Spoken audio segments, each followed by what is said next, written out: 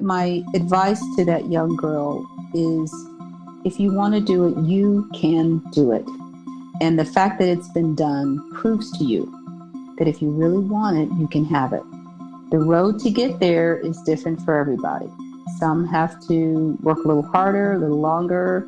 The challenges are different, but it is definitely possible.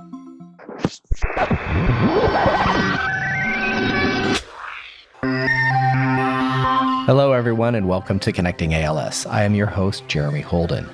March is Women's History Month, an opportunity for us to reflect on and celebrate the role that women have played in American history. And to do that this week, we are taking the opportunity to reflect back on some of the women fighting on the front lines in the fight against ALS by revisiting conversations we had on the show with Doctors Erica Green and Sandrine DeCruz. Dr. Green, thanks so much for being with us on Connecting ALS today. Thank you so much. It's my pleasure to join you today. We really appreciate you taking the time, and we have a bunch of questions for you. But before we do that, can you give our listeners a little background on yourself and your connection to ALS research? Sure. I am actually a Houston native. Went to school, residency, medical school in Houston, and always loved neurology, which is the specialty that cares for patients with ALS and like diseases. But it wasn't until I did my residency under my then and current mentor, Stan Appel, that I really developed a commitment to research and to care for ALS patients. He has been the director for one of the largest multidisciplinary clinics in our nation and still serves as a mentor for many. So really just coming in contact with the patients under his care.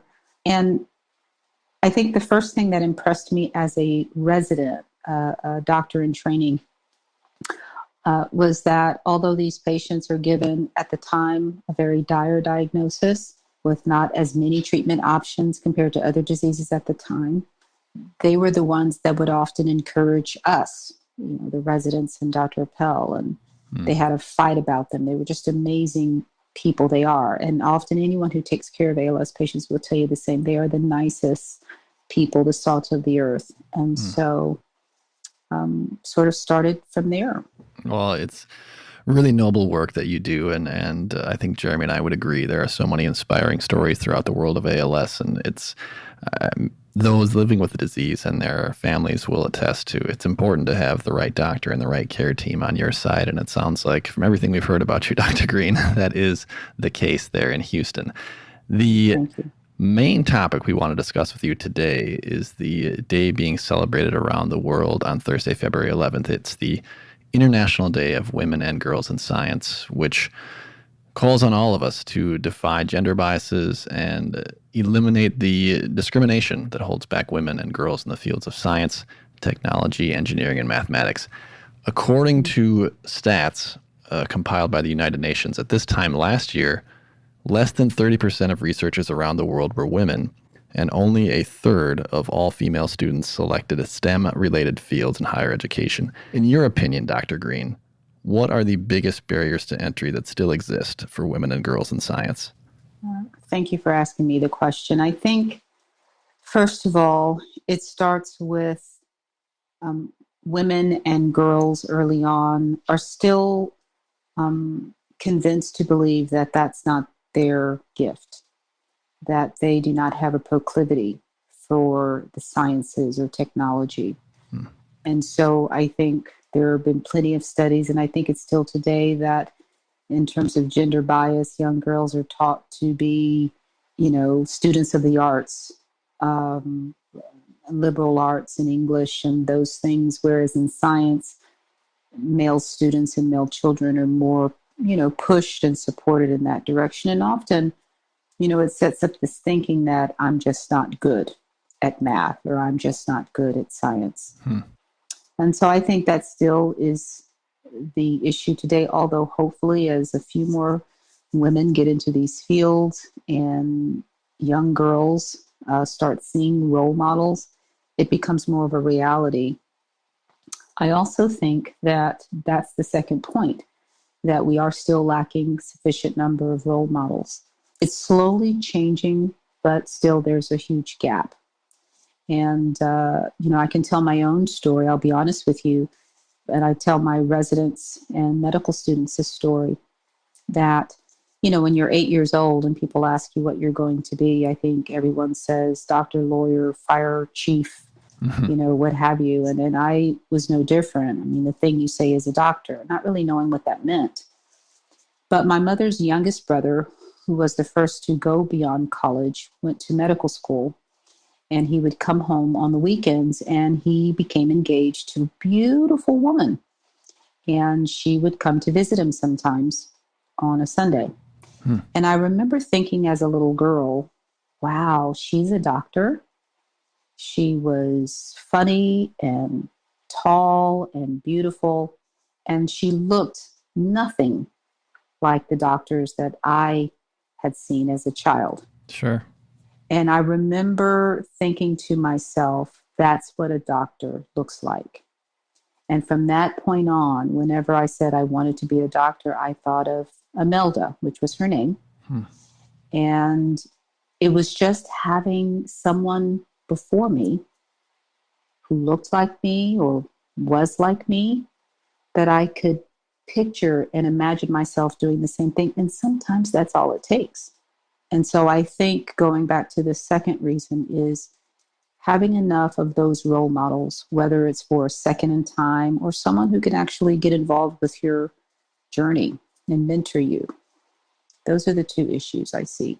I think there are cultural issues and social issues, obviously, and that we could talk on in detail. But I think from the beginning, those are the two major factors. Such an important point that you bring up about the role that role models can play and being able to see people who look like me in the fields that I want to pursue.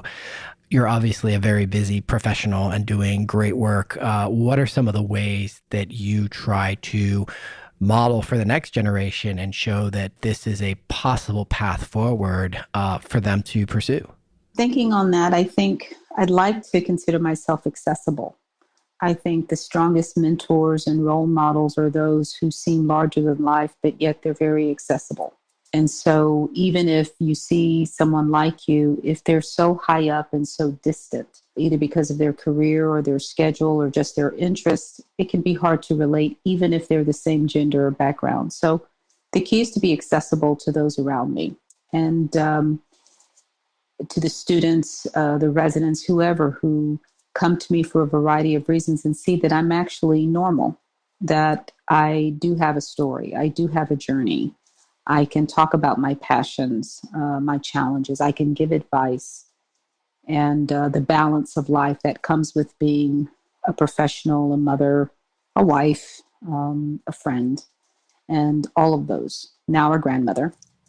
So congratulations. Thank you. And so that's number one. And then as a role model, being a role model who deserves to be a role model. It's holding yourself accountable and leading yourself and teaching them how to do the same and how to problem solve and have sort of a growth mindset, resilience and grit that I think the younger generation needs to learn, and it needs to be modeled for them. Mm-hmm. We've been talking about participation and access for women and girls in the STEM fields, but pay is, of course, a problem as well, with women employed in these fields making an average of about 20% less than their male counterparts on an annual basis. Is the compensation gap, the pay gap, something that you witness in your field as well, Doctor? I have. It was not anything that I guess I was honestly sort of focused on, because I went after residency, I did research in the lab, and there are funding mechanisms that right now, funding mechanisms at that level aren't specific to gender. But, once you get out and you begin to practice, you come to the conclusion that maybe there is inequity, right? Even in a situation where you feel supported, there is inequity. Mm-hmm. And yes, it is not desirable. It's not specific to research.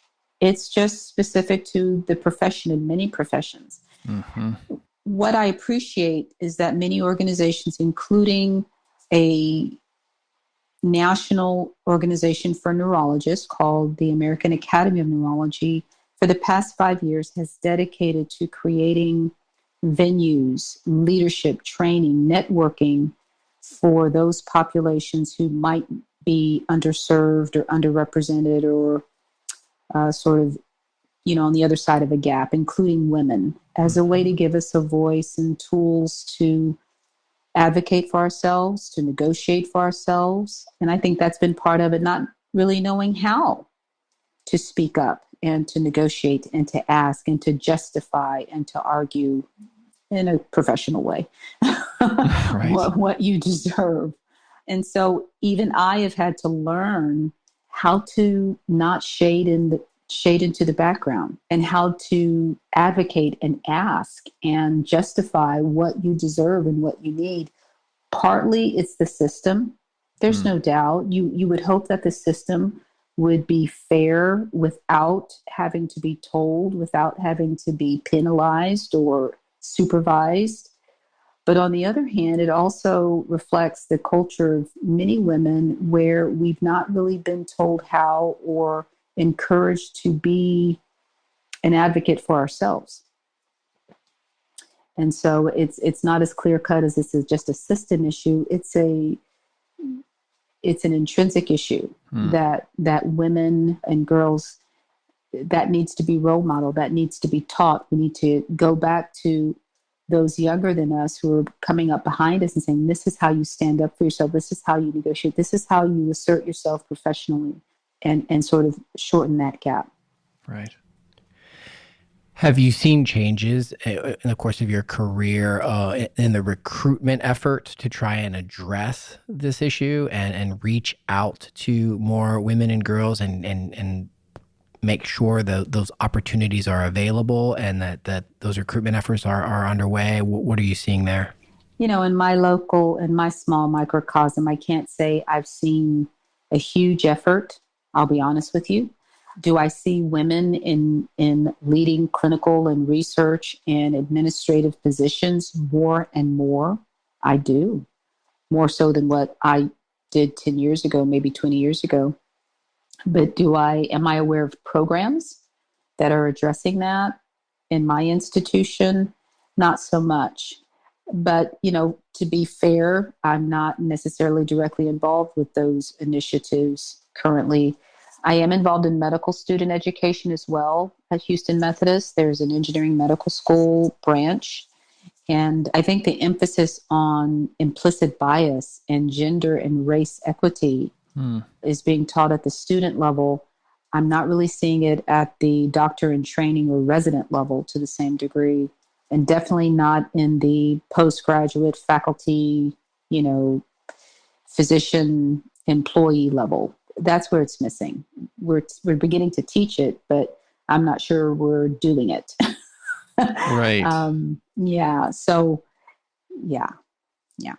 Is it a conversation that comes up, a topic of conversation that comes up amongst your female colleagues in the field? We are fortunate, I think, in ALS research to have so many Yes. great role models, female role models in ALS research, many of whom the association is tied directly to. Do you have those conversations candidly and say, are there things that we could be doing or steps that we should be supporting in this way? I've had those conversations with others in our field, from Lori Gutman, who's a close professional friend of mine. And, COVID has separated us a little bit. But yes, I've had those conversations. And, I think what we've all said is that once we get to a place, it's our responsibility to sort of open up the path, widen the path for those behind us. It's really been more of an individualized commitment to widening that path for other females who are seeking to get to our position.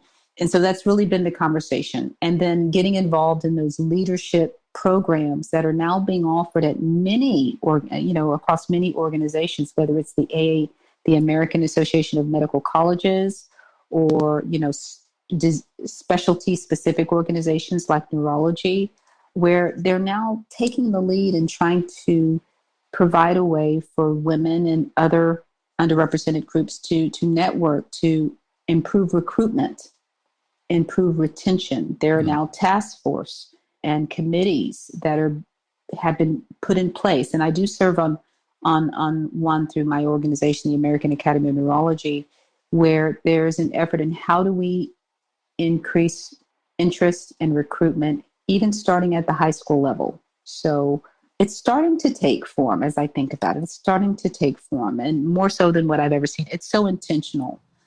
And I'll be honest with you, I was unaware that there was an International Women in Science Day on February 11th until this year. I don't know how long we've had that day, but that tells you something already, doesn't it? Yep. So, we're starting to see the signal just by having this conversation. Mm-hmm.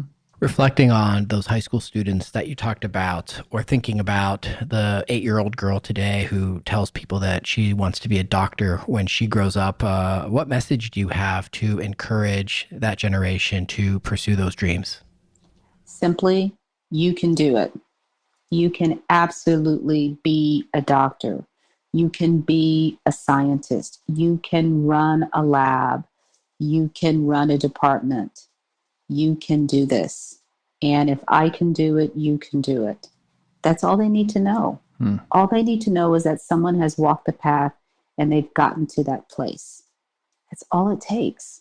The question that you can't do that, or maybe that's not for you, maybe that's not your strong suit, those statements and those perceptions of us are not necessarily the truth. The issue is that whether you're a male or a female or whatever race or orientation, we've all heard statements that tell us that we're this or that.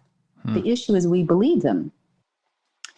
And what I would say to that 8-year-old young girl is, if this is what's in your heart to do, then do it. Because 9 times out of 10, that statement is wrong if you put your nose to the grindstone and you go for what you want. And there are so many examples of that in medicine, in technology, among women and men, in other fields as well. And, at first, initially, I wanted to do neurosurgery before neurology. And I went to the chair at the time at my school. Nice, very nice man, and quite respected. And I was serious. I didn't see any female neurosurgeons and not any Black ones. And he was very kind. And he said, well, I have this many children, and I can tell you I barely raised them. And I just don't think this field is for you. And because I respected him, and I still do. I think he's retired. He wasn't trying to be, I don't think he was intentionally trying to diminish my dreams. He placed his perceptions on me, right? Sure. And as a young person, you trust those people you respect, and you trust their perception of you. Now, I don't regret the position and where I am, but now I see examples of other females as neurosurgeons. I see, females in our neurosurgery program and over here, and I've seen Black females complete and Latin American females. And I'm like, why I could have done that. You see?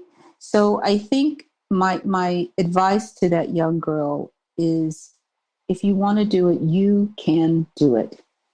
And the fact that it's been done proves to you that if you really want it, you can have it. The road to get there is different for everybody. Some have to work a little harder, a little longer. The challenges are different, but it is definitely possible.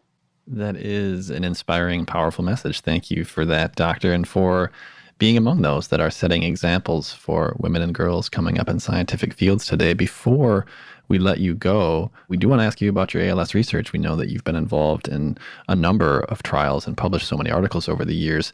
Is there anything that you're working on or tied to now that you can tell us about in terms of progress in ALS research?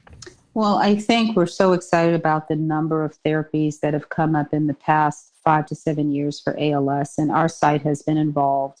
I've served as a primary investigator with my colleagues on,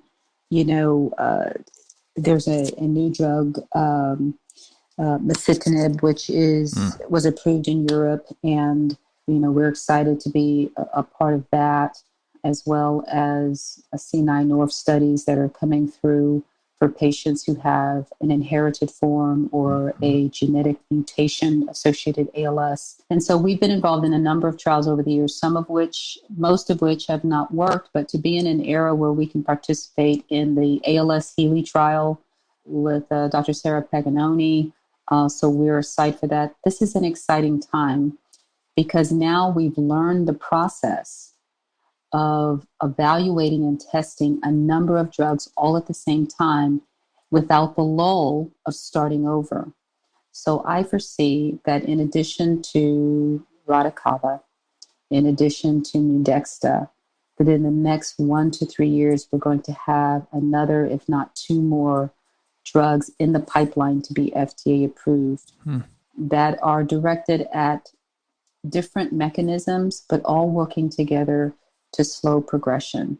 Radicava was the first FDA-approved drug that was directed at the disease versus the symptoms since Riluzole. And Riluzole, I think, was FDA-approved in 1996 or in the mid-1990s. And so that was an exciting time because we found a drug that slowed progression. I believe that we're going to go even further. And I think I'm very excited about the ALS Healy trial platform because that has provided a study design that allows us to study many drugs and not lose ground. And I think that's always been a delay, is that the funding, the time, the recruitment, we start a study, then it takes a while to start another study. And this way we can study really plausible drugs in a rapid way. So very exciting time. That's great. That's great. Well, we feel really fortunate to have gotten to speak with you, Doctor. It was a thoughtful conversation. Thank you. Pleasure was mine. Thanks again to Dr. Green for sharing her thoughts and experiences. We're going to keep things moving and go right into our conversation with Dr. Sandrine de Cruz. We're on the line today with Dr. Sandrine de Cruz from the University of Leuven and VIB in Belgium.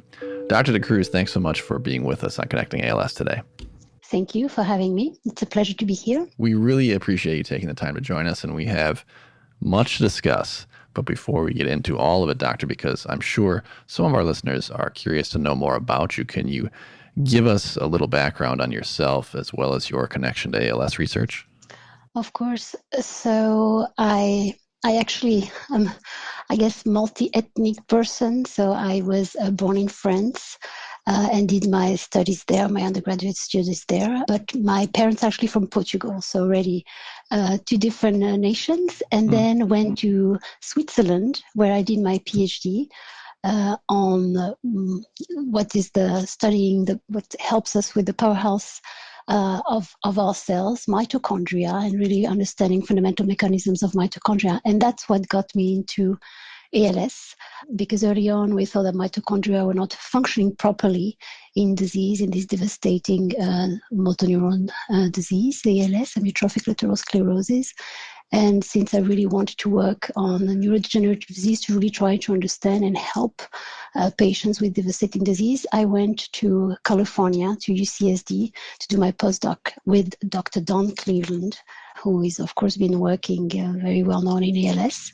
And this is how I got started in ALS quite a few years ago. And really right at the start, I was very fortunate because I was awarded by the ALS Association with a fellowship, the Milton Safelovitz Fellowship back in 2007. And this was really my early introduction to ALS and to the ALS community, which I was really grateful for, because that enabled quite a bit in my young career at that time. Sure. And what brought you to Belgium? And so that's, my European background, obviously, as well. So I spent quite a few years, about 14 years in San Diego, and about a year ago, with the family, we decided to move back to Europe, and we found this great place in Belgium, in Leuven, where I'm actually now also have my lab at the VIB Center for Brain and Disease Research at University of Leuven, KU Leuven, about a year ago. Still working, obviously, on understanding what's causing disease, and with the ultimate goal, of course, for helping and developing therapy. Well, we really appreciate your work in the field, Doctor, and we will likely ask you more about your research in a bit. But the main topic we want to discuss with you today is the day being celebrated around the world on February 11th, International Day of Women and Girls in Science, which calls on all of us to defy gender biases and eliminate the discrimination that holds back women and girls in the fields of science, technology, engineering, and mathematics. According to stats compiled by the United Nations, at this time last year, less than 30% of researchers around the world were women, and only a third of all female students selected STEM or related fields in higher education. In your opinion, Dr. DeCruz, what are the biggest barriers to entry at the moment for women and girls in STEM fields? Quite a bit of progress has been made throughout the year, especially since back when I started and now.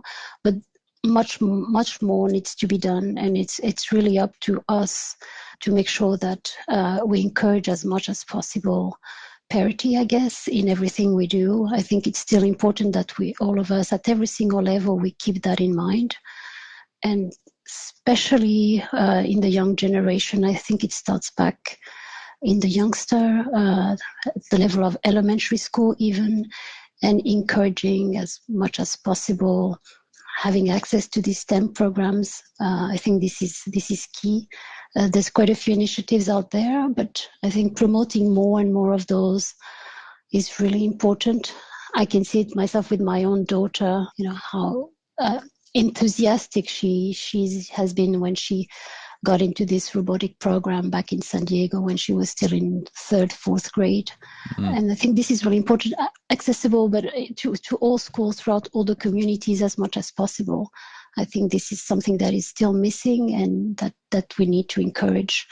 Dr. DeCruz, in addition to encouragement and opportunity, I think about the role that role models play. Can you talk a little bit about some of the role models you had growing up and the role of just having that imagery of this is a field that is open to me, a path that's open to me? What role does that play in, at a young age, triggering some of those thoughts of this is a potential path that I can go down? Yeah, it's exactly what you're saying, having more of these role models and going to us as women and scientists or whatever background, whatever technology and other engineer. It's important that we go back to school and give our examples, what we've done, and how just, by example, say how it is possible we can get there. And I think that's really important to convey that message.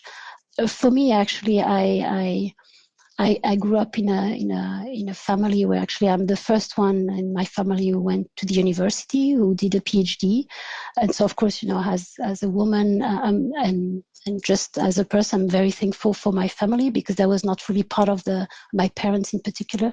That was really not in our culture, and so I think just that already. I hope, by going out there and explaining that it is possible, even from someone who around me, nobody could ever follow that path, that it is absolutely possible. Clearly, you are setting an example, Doctor. Neither Jeremy nor I have the necessary skills or brain power to be in a scientific field, which is why we ended up in communications. But one thing we often discuss is messaging, and how we communicate about these fields is important. Going back to that UN data again, a recent global gender bias study showed that in digital ads for STEM-related jobs, only 12% of the on-screen characters were represented by women. Do you feel, Doctor, that when these jobs are being advertised and recruited for and discussed, that the focus remains on men in most cases? Well, I think we're still behind. I think really, again, a lot of effort is being put out there, but clearly it's not enough, and that's why those numbers are still so low, and it's not enough, and we're still far behind from having fully parity, I guess, between men and women, not just out of jobs out there, but even in at the end of the paycheck, right?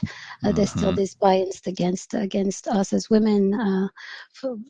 In principle, we should all have equal based on experience, and of course, one could always start saying, well, but we could always come up with some examples where justifying why a man theory should be paid higher, but in reality, it should not be the case.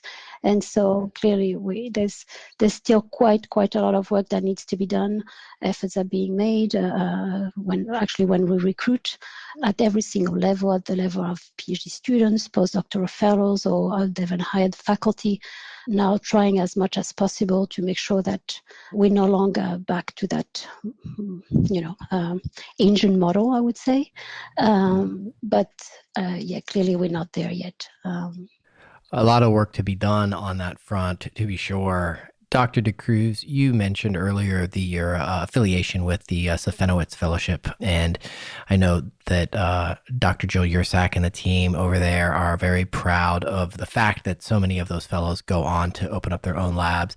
Can you talk to us a little bit about the work that your lab is doing these days? What are you focused on? Walk us through some of the exciting research that you're conducting.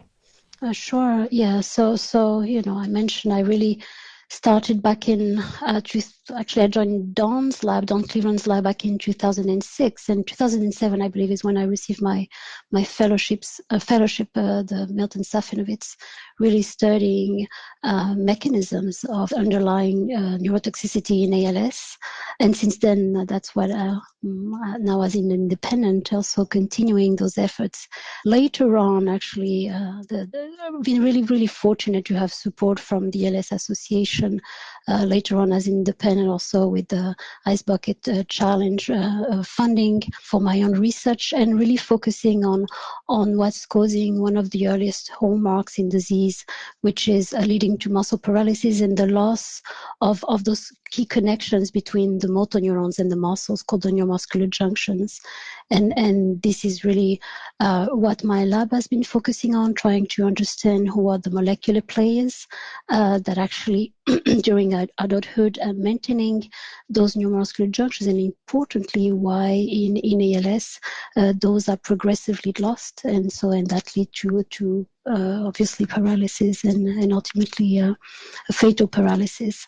And so that's one of the main focuses of the lab, trying to understand and of course to identify molecules that will reduce this muscle that we call muscle denervation or loss of those contacts, and will promote or stimulate back these junctions if possible. So this is a major area of investigation in my lab. Dr. DeCruz, before we let you go, what message would you have, just thinking back, reflecting back on International Day of Women and Girls in Science, what message do you have for women and girls who are considering a career or pursuit, an academic pursuit in science?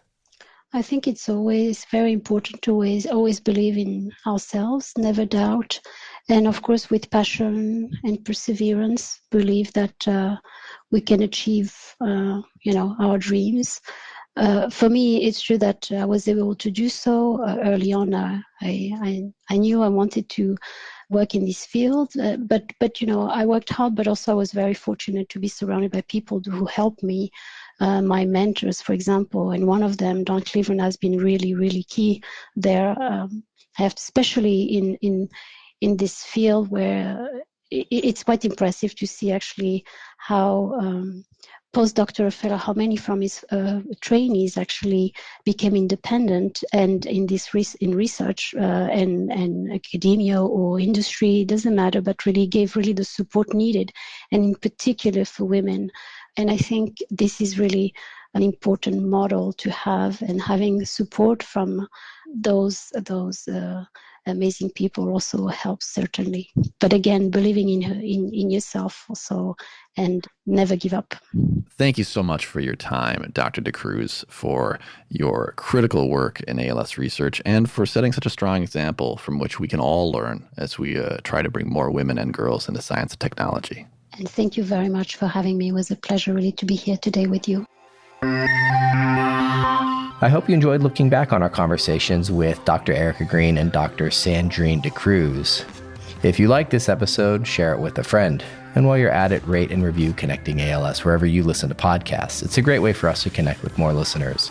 Our production partner for this series is Citizen Racecar. Post-production by Alex Brower. Production management by Gabriella Montequin. Supervised by David Hoffman. That's going to do it for this week. Thanks for tuning in. We'll connect with you again soon.